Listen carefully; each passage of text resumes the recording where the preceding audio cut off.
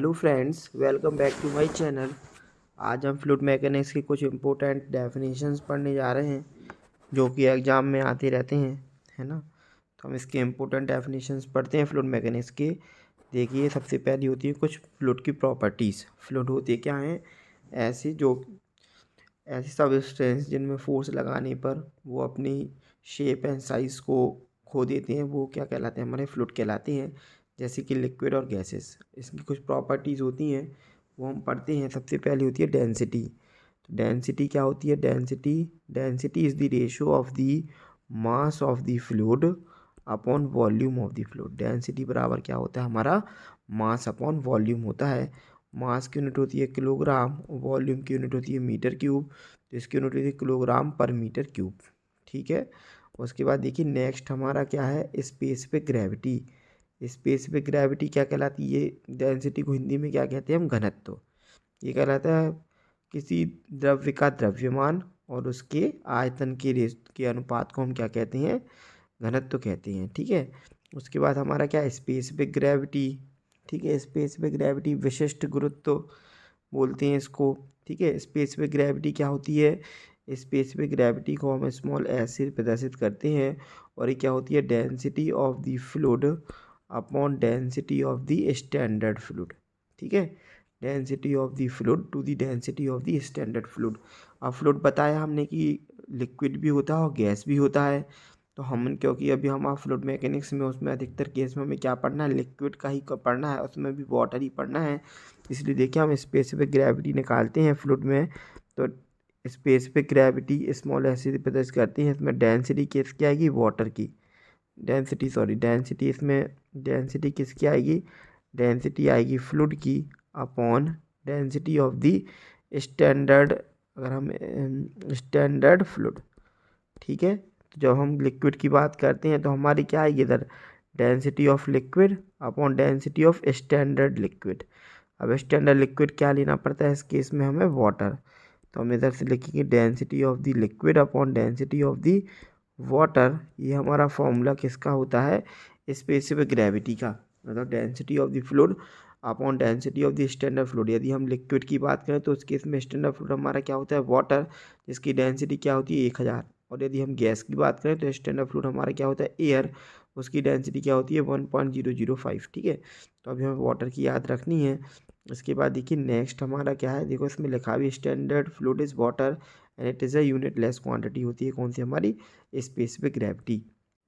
देखिए इसके बाद हमारी होती है क्या? Specific weight. स्पेसिफिक वेट हमारा क्या कहलाता है? स्पेसिफिक वेट को ही हम क्या कहते हैं? Weight density. देखो स्पेसिफिक वेट ही हमारी क्या कहलाती है?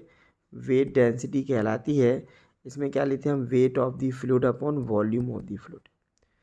स्पेसिफिक वेट को हम किससे प्रदर्शित करते हैं? स्मॉल डब्ल्यू से प्रदर्शित करते हैं।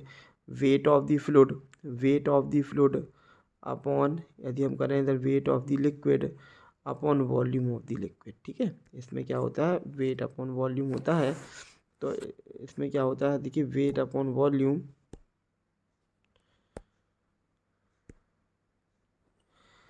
वेट अपॉन वॉल्यूम होता है ना। Weight of the fluid upon volume of the fluid. इसकी यूनिट क्या होती है हमारी? इसकी यूनिट हमारी क्या होती है? इसकी यूनिट हमारी होती है, देखिए इसकी वेट, वेट स्पेसिफिक वेट या वेट डेंसिटी हमारी कहलाती है रो इक्वल टू क्या होता है हमारा? Weight of the fluid upon volume of the fluid. मतलब वेट हमें वाटर का वेट अपॉन अपॉन क्या? वाटर का वेट अपॉन वॉल्यूम किसका?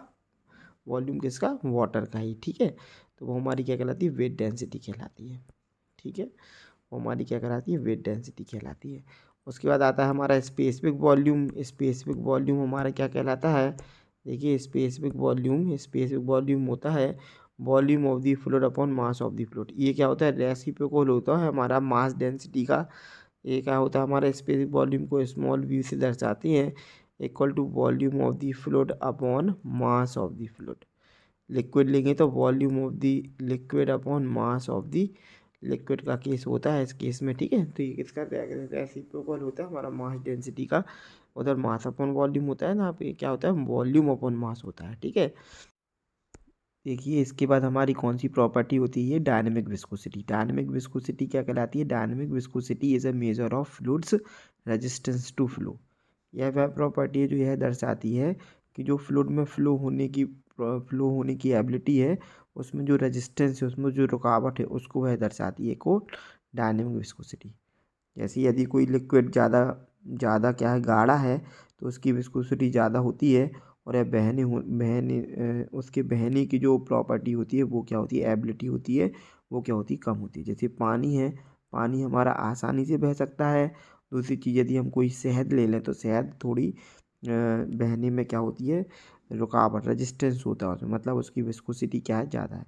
जिस सब्सटेंस की विस्कोसिटी, डायनेमिक विस्कोसिटी जितनी ज़्यादा होती है, वह सब्सटेंस या वो फ्लूइड फ्लो होने में क्या रहता है, उतना ही रेजिस्टेंस पैदा करता है। ठीक है। जैसे यदि ब्लड की बात करें तो ब्लड की जो डायनेमिक विस्कोसिटी होती है वो कम होती है, वह आसानी से फ्लो हो सकता है। ठीक है। तो जैसे जैसे उसकी मतलब जैसे जैसे फ्लूइड में गाढ़ापन बढ़ता जाता है, वैसे वैसे उसकी डायनेमिक विस्कोसिटी भी क्या होती है, बढ़ती है, और फ्लो होने की एबिलिटी क्या होती है, घटती जाती है। देखिए इसका फार्मूला देखते हैं। फार्मूला क्या होता है हमारा, इसका फार्मूला देख लेते हैं। फार्मूला होता है टाउ बराबर mu D U upon D Y, है ना। तो यहाँ पे टाउ तो ये न्यूटन्स लॉ ऑफ विस्कोसिटी, यहाँ से हम म्यू की वैल्यू निकालते हैं, तो म्यू बराबर आता है tau upon D U upon D Y. ठीक है, D U upon D Y. तो इसकी यूनिट क्या होती है, जब हम इसकी यूनिट निकालते हैं म्यू की, तो म्यू की यूनिट आती है हमारी क्या, न्यूटन सेकेंड पर मीटर स्क्वायर।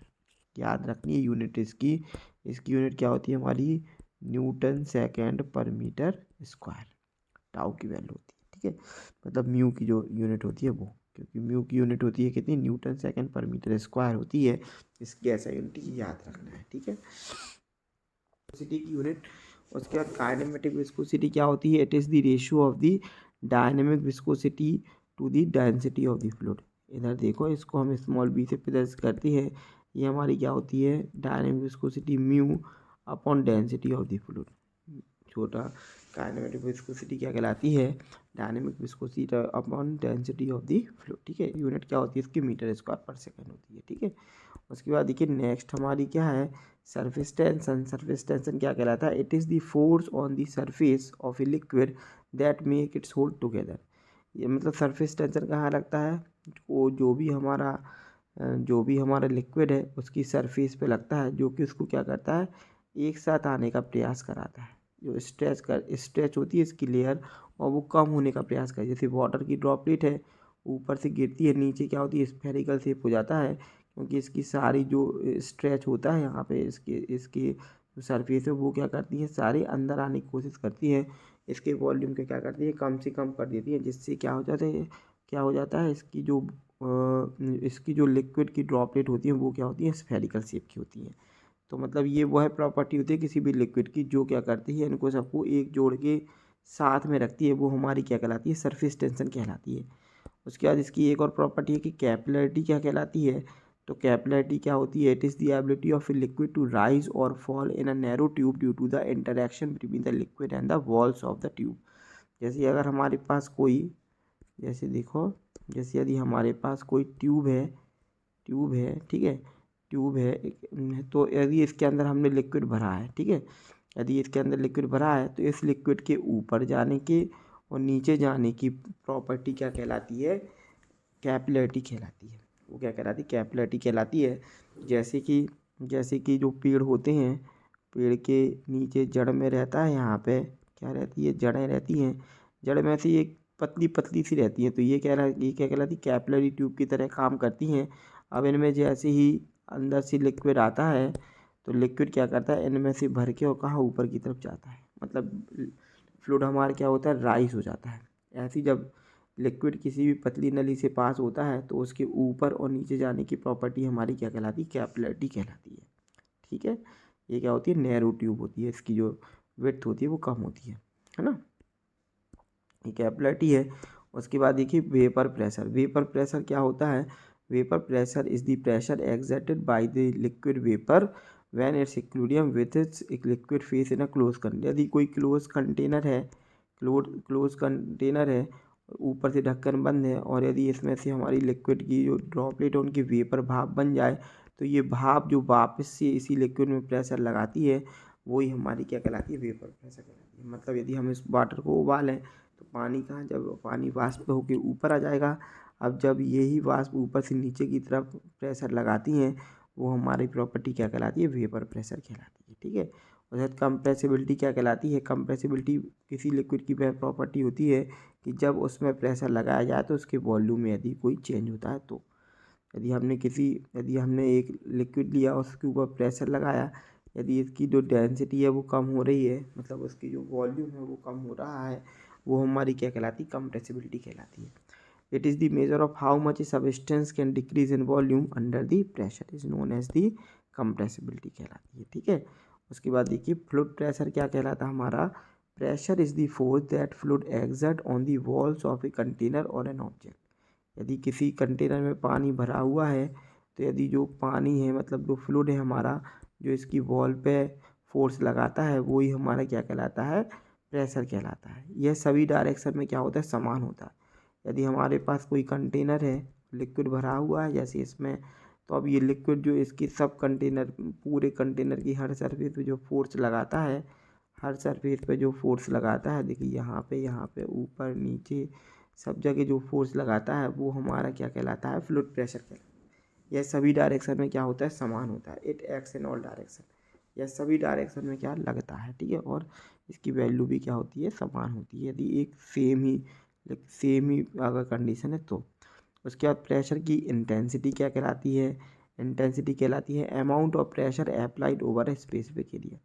जब कोई एक कंटेनर है और यदि हम उसका कोई एरिया लें तो इस एरिया में जितना टोटल प्रेशर लगता है वो हमारा क्या कहलाता है, प्रेशर कहलाता है। प्रेशर इक्वल टू क्या होता है, फोर्स अपॉन एरिया।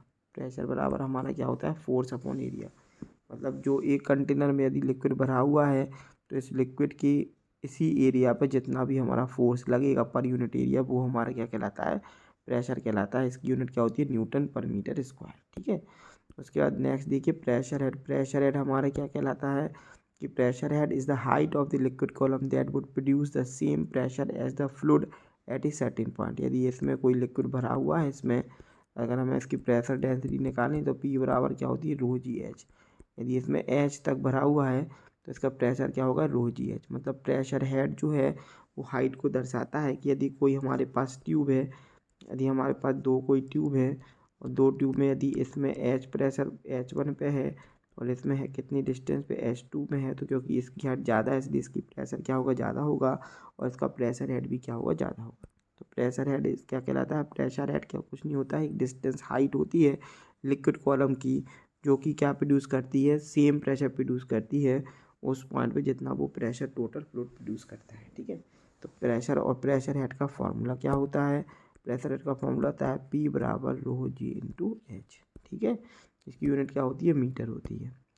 तो इतने इम्पोर्टेंट टॉपिक है अभी हमारे फ्लूइड मैकेनिक्स के। अब इसके आगे हम जो प्रेशर को मेजरमेंट करने के लिए जो स्केल्स होते हैं उनको स्टडी करेंगे। उसके बाद कुछ इसके न्यूमेरिकल सॉल्व करेंगे जो एग्ज़ाम में आते रहते हैं। चैनल पे बने रहने के लिए चैनल को सब्सक्राइब करें, वीडियो को लाइक करें, कमेंट करें और अपने दोस्तों के साथ ज़रूर शेयर करें और वीडियो को देखते रहें। ठीक है। जय श्री राम।